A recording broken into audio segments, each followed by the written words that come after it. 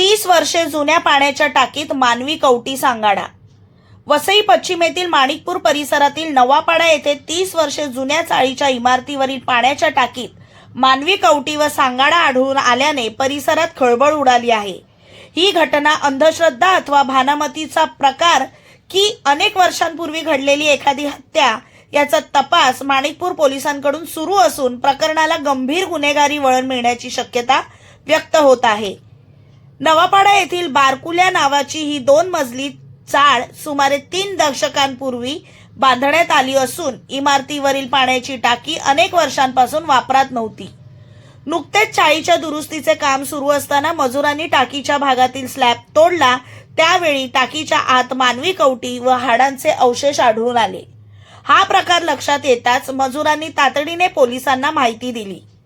माणिकपूर पोलिसांनी घटनास्थळी धाव घेऊन पंचनामा केला असून मानवी अवशेष ताब्यात घेऊन ते फॉरेन्सिक तपासणीसाठी पाठवण्यात आले आहेत।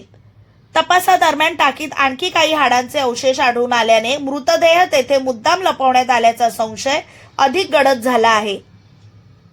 हे अवशेष पुरुषाचे की महिलेचे, मृत्यू किती वर्षांपूर्वी झाला, तसेच मृत्यू नैसर्गिक, अपघाती की घातपाती आहे याबाबतचा निर्णय फॉरेन्सिक अहवालानंतरच स्पष्ट होणार आहे।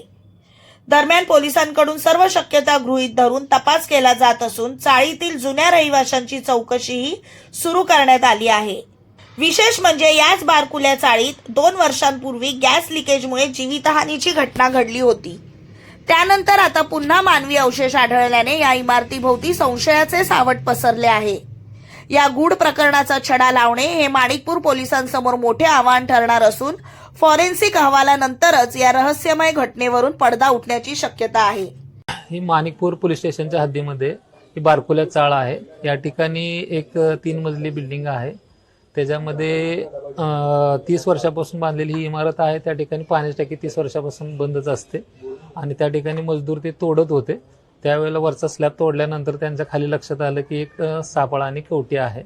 तर त्याच्या अनुषंगानं आम्हाला पोलीस स्टेशन माणिकपूर यांना माहिती मिळतात आमचे वरिष्ठ पोलीस निरीक्षक मॅडम या ठिकाणी आले, त्यांचा सर्व स्टाफ आलेला आहे। आम्ही देखील या ठिकाणी आलोय आणि त्याच्यामध्ये पुढील आम्ही फॉरेन्सिकला देखील या ठिकाणी बोलवलेलं आहे। पुढील तपास चालू आहे। आता प्रथमदृष्ट्या जे फोटोमधून दिसून आलेलं आहे त्या ठिकाणी एक कवटीचं दृश्य दिसत आहे। त्याशिवाय काही हाडं वगैरे दिसून येत आहे।